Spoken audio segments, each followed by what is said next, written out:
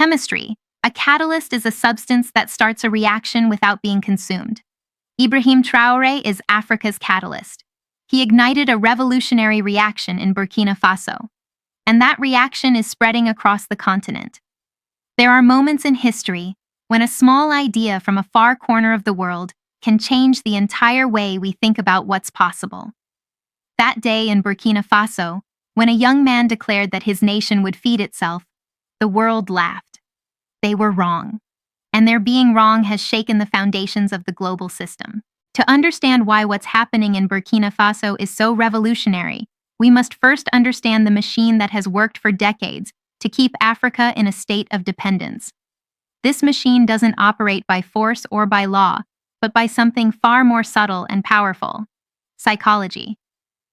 How do you convince a people that they cannot be self-sufficient? First, you create food dependence. You encourage them to grow coffee and cocoa for export, instead of rice and vegetables to feed themselves. Then, you sell them processed food back at 10 times the price. Next, you create intellectual dependence. You send their brightest children to Western universities, teaching them that everything modern and valuable comes from outside. Finally, you create psychological dependence. You repeat the message that they are not ready for self-reliance, that they need more time to develop, that they should be grateful for outside help.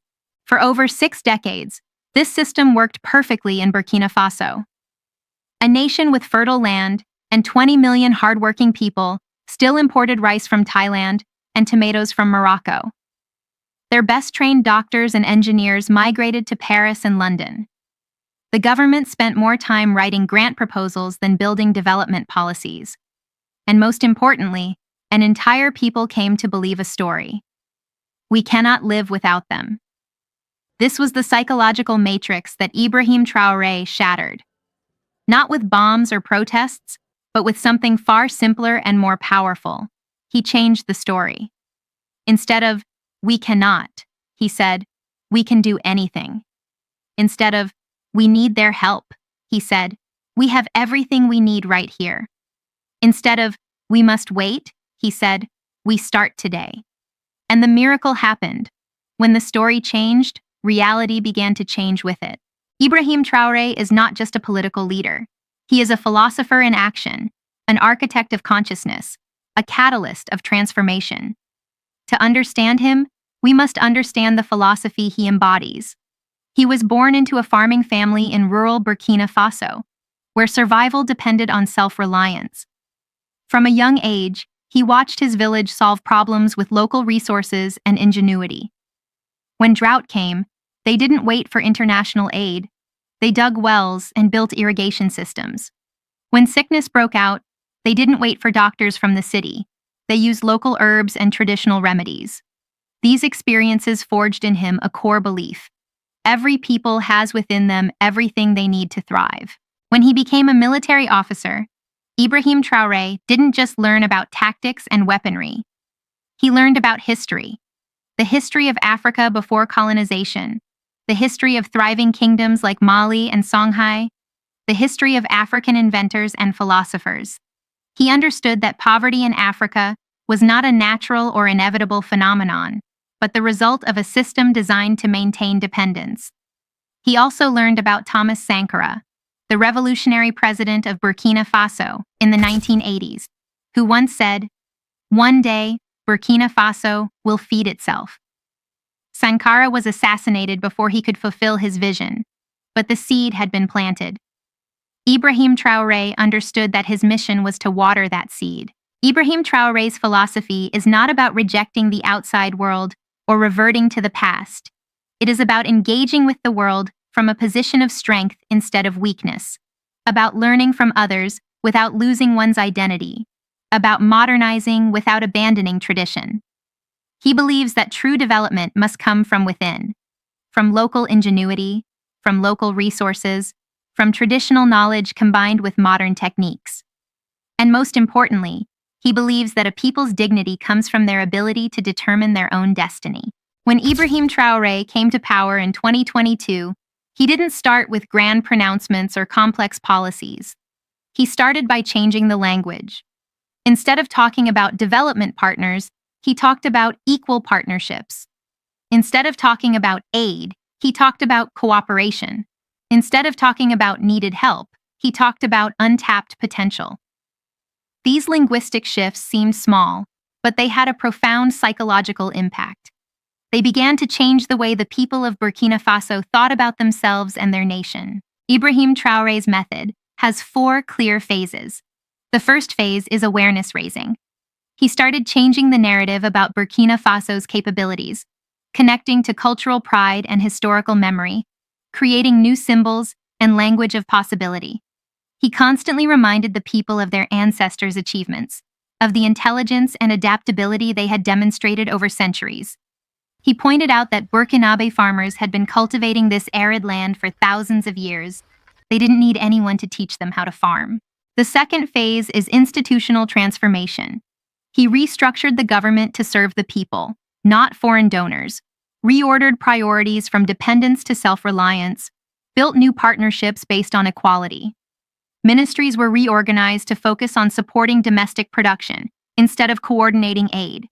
Budgets were reallocated from prestige projects to productive infrastructure. New metrics of success were introduced, self-reliance indicators instead of donor satisfaction. The third phase is economic revolution.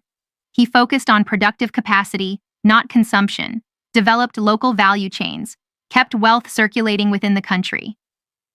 Import substitution policies with a realistic roadmap were introduced. Support for local industries and value-added processing. Financial systems designed to serve local production. Trade policies that protected nascent industries. The fourth phase is cultural revitalization.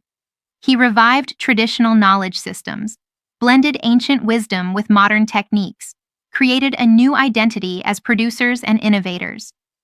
Official recognition of traditional knowledge systems. Integration of local languages into official communication. Cultural events celebrating self-reliance and innovation. Media policies promoting a positive African narrative. But philosophy means nothing without action. And Ibrahim Traoré's actions have sparked a movement across the country. Revolution is never just about one person. It's about the moment when one person's consciousness spreads and becomes the consciousness of many. In Burkina Faso, this spread happened with astonishing speed and scale. Initially, there was skepticism. People were used to empty promises from politicians. They had seen too many development programs fail, too many reforms that yielded no tangible results. When Ibrahim Traoré spoke of food self-sufficiency, many thought it was just another slogan. But the first believers began to emerge. These were farmers who had seen the potential of Burkina Faso's land in good rainy years. These were teachers who had long believed Burkinabe children were as intelligent as any in the world. These were young entrepreneurs who had dreamed of building businesses serving local markets. The tipping point came when the first results began to appear. In agriculture, farmers began experimenting with traditional crop varieties their ancestors had grown for centuries. They discovered that local rice strains not only adapted well to the climate, but also yielded far more than imported hybrids when properly cared for. Local agricultural cooperatives formed organically. Knowledge-sharing networks emerged spontaneously. Grassroots innovation and adaptation began to spread.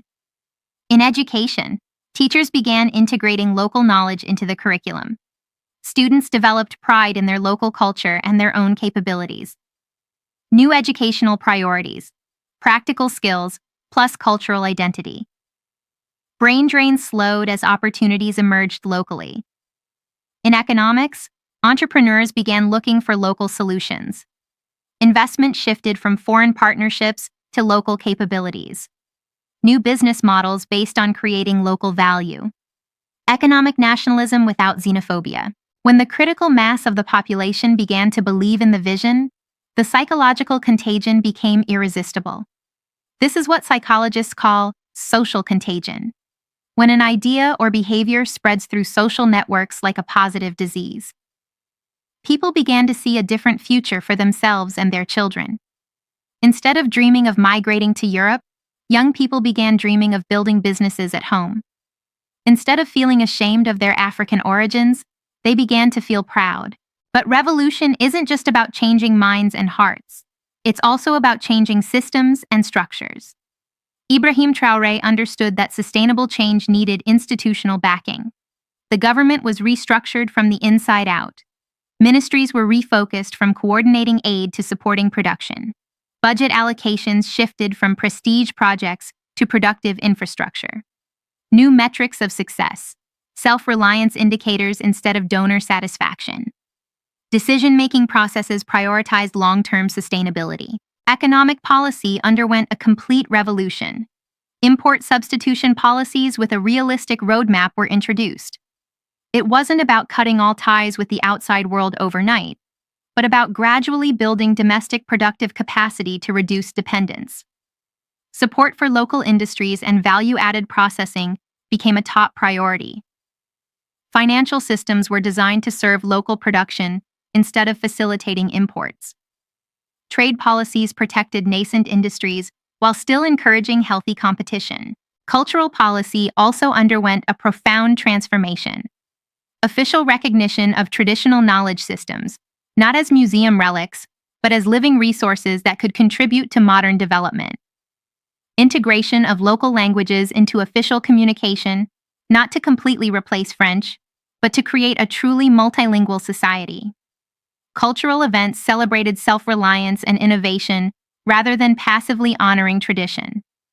Media policies promoted a positive African narrative instead of constantly focusing on problems and difficulties. This shift wasn't just happening in government, it radiated throughout society. Community organizations became stronger and more effective. Intergenerational knowledge transfer, elders sharing wisdom, youth sharing energy. Gender dynamics, women taking leadership roles in new economic ventures. Youth engagement, young people seeing a future at home instead of abroad. True revolution doesn't respect borders. Ideas tend to spread, especially when those ideas are backed by concrete results. The Burkina Faso revolution is creating ripples across Africa and beyond. Leaders from other African nations are beginning to study the model, not to copy it mechanically, but to understand the principles that can be applied in their own contexts. Youth movements across Africa are inspired by the possibility of self-reliance. Regional cooperation, based on mutual strengths instead of shared weakness, began to emerge. Instead of coming together as victims of circumstance, African nations began collaborating as capable partners. Pan-African consciousness revived with practical applications instead of just political slogans. Global attention began to change its character. International development organizations were forced to re-examine their approaches. Academic institutions began studying the phenomenon. Media began to shift from skepticism to curiosity to admiration. Global South nations noted this alternative development path. Perhaps most importantly, Ibrahim Traoré contributed to an intellectual revolution. New development theory based on endogenous capacity instead of external intervention. Challenging neo-colonial assumptions about African potential. Demonstrating an alternative modernization path. Proof of concept for self-reliant development. But true revolution is measured by the transformation it creates, not just in policies or economics, but in the everyday lives of ordinary people. Statistics and policies only tell part of the story. The real transformation happens at the level of the individual human being. How they think about themselves, how they relate to the world, how they envision the future. The psychological transformation is the most remarkable. From dependence to agency. Formerly, we need someone to help. Now, we can solve this problem. This wasn't just about language, but about concrete action. When the village water pump broke, instead of waiting for a foreign NGO to fix it, the community organized itself to repair or replace it. When children needed textbooks, instead of waiting for donations, teachers and parents collaborated to create learning materials from local resources. From scarcity mindset to abundance mindset. Formerly, there aren't enough resources to do anything. Now, we have everything we need, just organized properly. This shift was most evident in agriculture. Farmers began to see their land not as a burden, but as an asset. They started experimenting with new farming techniques, combining traditional knowledge with modern methods to maximize yields. From individualistic mindset to collective mindset. Formerly, I have to look out for myself. Now, we succeed or fail together. Agricultural cooperatives expanded rapidly. Savings and credit groups emerged within communities. Stronger mutual support networks. The individual stories of transformation are deeply moving. Amadou, a 45-year-old farmer in a rural village. Before, I just grew enough to feed myself for the day. Now I grow to feed my whole community and even to export. The difference isn't the land or the seeds, but the mindset. I realized I could be a producer, not just a survivor. Fatoumata, a 38-year-old teacher in the city. My students used to dream of escaping Burkina Faso. Now they dream of building it. They see possibilities instead of limitations. That's all education needs to do. Show people what's possible. Burema, a 29-year-old entrepreneur. I used to think that to succeed, I needed foreign partners, foreign investment. Now I realize that true success comes from building something that the community owns and controls. The profit isn't just money, it's dignity. Individual transformation, when it occurs at scale, creates societal transformation. Burkina Faso is undergoing fundamental changes at every level of society. Entirely new economic ecosystems are emerging. Local businesses linking to form production networks. Spontaneous innovation clusters emerging, focused on finding solutions. Financial circulation staying within the country longer, creating multiplier effects. Focus on creating value, rather than just extracting resources. Social structures are also shifting. Community organizations stronger, more effective. Intergenerational knowledge transfer. Elders sharing wisdom, youth sharing energy. Gender dynamics. Women taking leadership roles in new economic ventures. Youth engagement. Young people seeing a future at home instead of abroad. Cultural revitalization is powerfully underway. Language revival. Local languages gaining prestige and practical use. Traditional knowledge. Ancient techniques being validated and modernized. Artistic expression. New songs, stories, art celebrating self-reliance. Spiritual innovation. Connection between cultural identity and economic success. Institutional evolution is also remarkable. Government responsiveness. Public servants more accountable to citizens. Educational relevance. Schools teaching skills needed for local development. Healthcare innovation. Traditional medicine integrated with modern healthcare. Legal framework. Laws supporting local enterprise and innovation. When individual and societal transformation combine, the result is national transformation. A fundamental change in the character of an entire country. Economic indicators show clear shifts. Food security. From import dependence to export capability. Employment. Job creation in productive sectors. Balance of trade. Reduced imports. Increased value-added exports. Financial independence. Less reliance on aid and foreign loans. Social indicators also improve significantly. Education outcomes. Relevant skills and cultural pride. Health indicators. Improved nutrition and healthcare access. Social cohesion. Stronger sense of national unity and purpose. Migration patterns. Youth staying, diaspora returning. Burkina Faso's international standing is also changing. Regional leadership. Other nations studying the Burkinabe model. Global recognition. Respect for successful self-reliant development. Partnership terms. Negotiating from a position of strength rather than weakness. Soft power. Growing cultural and intellectual influence. Perhaps most importantly are the immeasurable shifts. National self-confidence. Belief in collective capability. Future orientation. Planning for generations instead of just surviving today. Creative energy. Innovation and experimentation at all levels.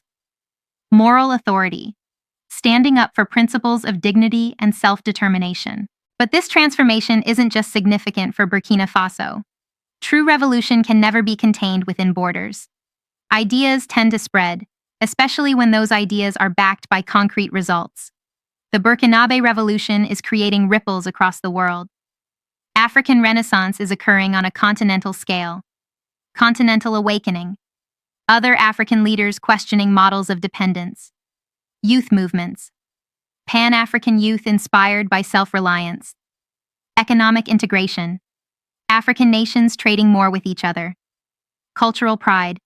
Appreciation of African knowledge systems. Global South inspiration is also spreading. Development alternative. Proof that self-reliant development is possible. South-South cooperation. New partnerships based on mutual respect. Knowledge sharing. Traditional solutions gaining global recognition. Political model. Alternative to Western-imposed governance structures. Academic revolution is also underway. Development theory. New frameworks based on endogenous capacity. Research priorities. Focus on local knowledge and solutions. Educational curricula. Inclusion of African success stories in studies. Publishing. African perspectives gaining global platforms. Media transformation is also notable. Narrative shift. From Africa as a problem to Africa as a source of solutions. Documentary interest. Filmmakers documenting the transformation. Social media. African voices controlling their own narrative. Cultural products, music, literature, art celebrating self-reliance. True revolution is measured by its impact on future generations. Children growing up in Burkina Faso today will have an entirely different worldview than their parents. Educational foundation. Children learning that they are creators, not just consumers. Skill development. Practical abilities to solve local problems. Cultural grounding. Strong sense of identity and capability. Global perspective. Engaging confidently with the world as equals. Institutional sustainability is being carefully built. Policy framework. Systems designed to perpetuate self-reliance. Economic structures. Integrated protection against reversion to dependence. Cultural preservation. Mechanisms to maintain revolutionary values. Leadership pipeline. New generation of leaders committed to this path. Regional integration is also progressing positively. Economic blocks. African nations cooperating as equal partners. Knowledge networks. Sharing innovation and best practices. Cultural exchange. Celebrating diversity while building unity. Political coordination.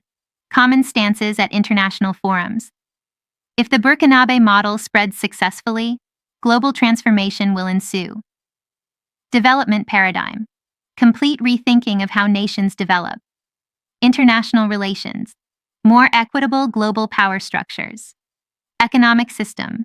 Trade based on mutual benefit instead of exploitation. Cultural renaissance. Respect for all civilizations and knowledge systems. Ibrahim Traoré and the Burkinabe Revolution teach us universal principles that can apply anywhere. The power of belief. Transformation starts in the mind. When people believe in their capabilities, those capabilities expand. This is true for individuals, communities, and nations. The importance of self-reliance.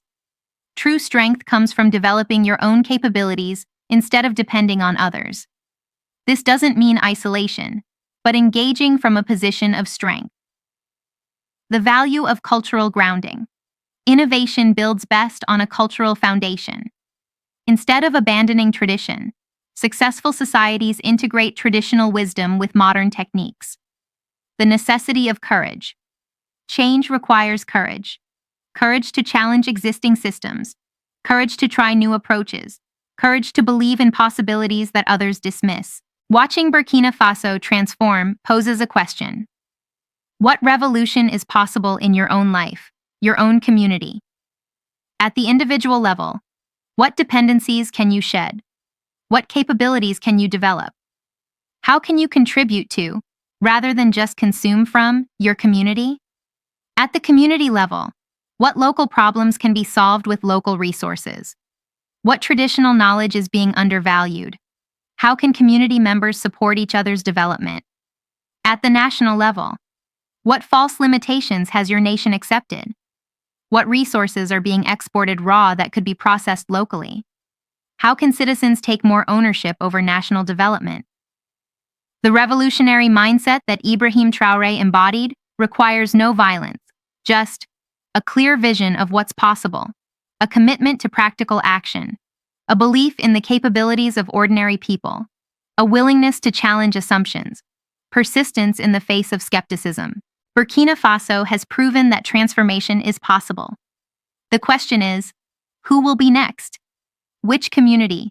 Which nation? Which individual will embrace the revolutionary mindset and create their own transformation? From the fields of Burkina Faso to the offices of Tokyo, from the classrooms of São Paulo to the boardrooms of Lagos, everywhere there are people realizing that they are far more powerful than they ever believed. Revolution is not about toppling buildings or changing governments. True revolution is about changing the way we think about ourselves and about what's possible. It's about realizing that the power we seek has always been within us. It's about understanding that the future is not something that happens to us, but something we create.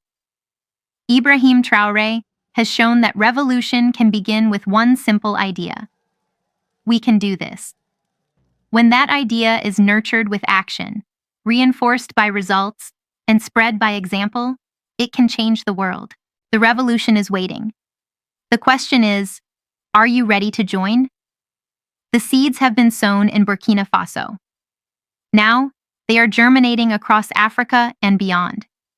Each of us can be our own farmer, planting the seeds of change in our own communities. The chemical reaction has begun. And like all chemical reactions, once it starts, it will continue until it is complete. Burkina Faso is just the beginning. The future belongs to those brave enough to believe in their own power and act on that belief.